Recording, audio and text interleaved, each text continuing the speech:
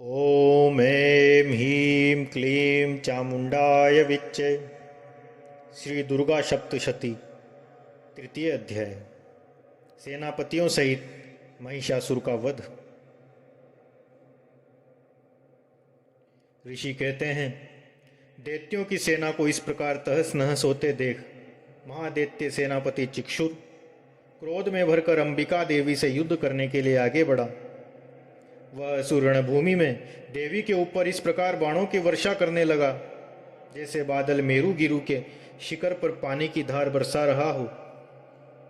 तब देवी ने अपने बाणों से उसके बाण समूह को अनायास ही काटकर उसके घोड़ों और सारथियों को मार डाला। साथ ही उसके धनुष तथा अत्यंत ऊंची ध्वजा को भी तत्काल काट गिराया। धनुष कट जाने पर उसके अंगों को अपने बाणों से बींध डाला। धनुष, रथ, घोड़े और सारथी नष्ट हो जाने पर वह असुर ढाल और तलवार लेकर देवी की ओर दौड़ा। उसकी तीखी धार वाली तलवार से सिंह के मस्तक पर चोट करके देवी की भी बाएं भुजा में बड़े वेग से प्रहार किया। राजन, देवी की बाह पर पहुंचते ही वह तलवार टूट गई। फिर तो क्रोध से लाल आंखें करके उस राक्षस ने शूल हाथ में ले लिया और उसे उस महादैत्य ने भगवती भद्रकाली के ऊपर चलाया। वह शूल आकाश से गिरते हुए सूर्य मंडल की भांति अपने तेज से प्रज्वलित हो उठा। उस शूल को अपनी ओर आते देख देवी भी शूल का प्रहार करती है। उससे राक्षस के शूल के सैकड़ों टुकड़े हो गए। साथ ही महादैत्य चिक्षुर की भी धज्जियां उड़ गई। वो प्राणों से हाथ धो बैठा। महिषासुर के सेनापति उस महापराक्रमी चिक्षुर के मारे जाने पर देवताओं को पीड़ा देने वाला चामर हाथी पर चढ़कर आया। उसने भी देवी के ऊपर शक्ति का प्रहार किया, किंतु जगदम्बा ने उसने अपने हुंकार से ही आहत एवं निष्प्रभ करके तत्काल पृथ्वी पर गिरा दिया। शक्ति टूटकर गिरी हुई देख चामर को बड़ा क्रोध आया। अब उसने शूल चलाया, किंतु देवी ने उसे भी अपने बाणों द्वारा काट डाला।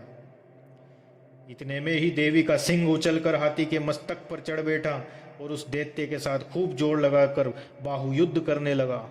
वे दोनों लड़ते लड़ते हाथी से पृथ्वी पर आ गए और अत्यंत क्रोध में भरकर एक दूसरे पर बड़े भयंकर प्रहार करने लगे। तदंतर सिंह बड़े वेग से आकाश की ओर उछला और उधर से गिरते समय उसने पंजों की मार से चामर का सिर धड़ से अलग कर दिया।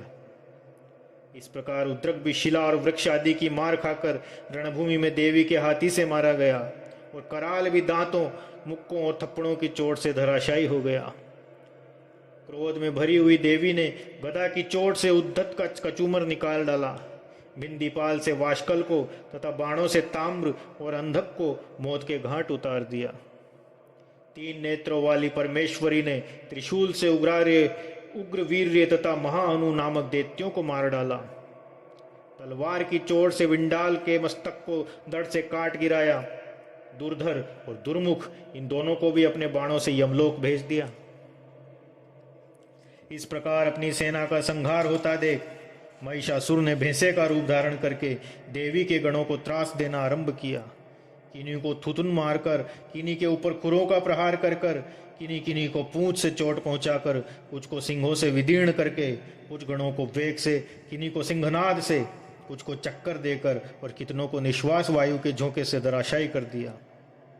इस प्रकार गणों की सेना को गिराकर वह असुर महादेवी के सिंह को मारने के लिए झपटा। इससे जगदम्बा को बड़ा क्रोध आया। उधर महापराक्रमी महिषासुर भी क्रोध में भरकर धरती को खुरों से खोदने लगा तथा अपने सिंगों से ऊंचे ऊंचे पर्वतों को उठा उठाकर फेंकने लगा और गर्जना करने लगा। उसके वेग से चक्कर देने के कारण पृथ्वी शुद्ध होकर फटने लगी। उसकी पूंछ से टकराकर समुद्र सब ओर से धरती को डुबोने लगा। हिलते हुए सिंगों के आघात से विदीर्ण होकर बादलों के टुकड़े टुकड़े हो गए। उसके श्वास की प्रचंड वायु के वेग से उड़े हुए सैकड़ों पर्वत आकाश से गिरने लगे। इस प्रकार क्रोध में भरे हुए उस महादैत्य को अपनी ओर आते देख चंडिका ने उसका वध करने के लिए महान क्रोध किया। उन्होंने पाश फेंक कर उस महान असुर को बांध लिया।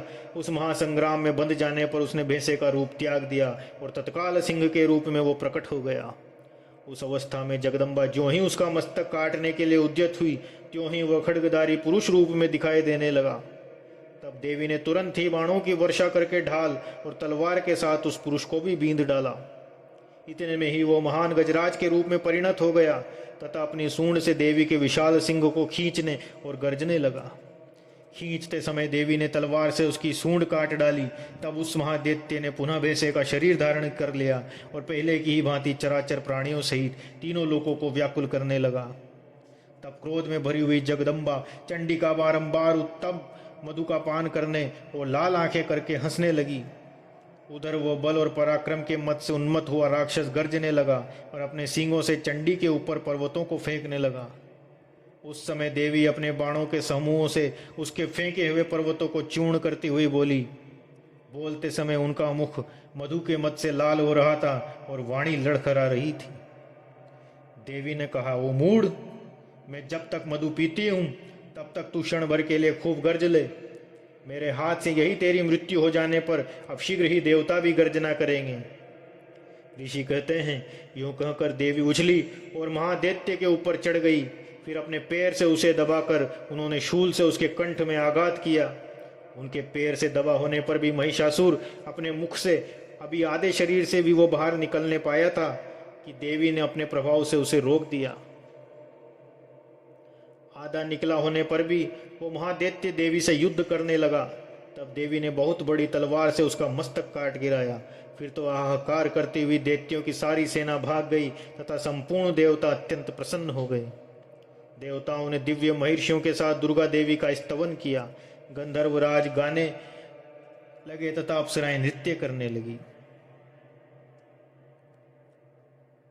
इस प्रकार श्री मार्कंडेय पुराण में सार्वणिक मनवंतर की कथा के अंतर्गत देवी महामत्य में महिषासुर वध का 3रा अध्याय पूरा हुआ।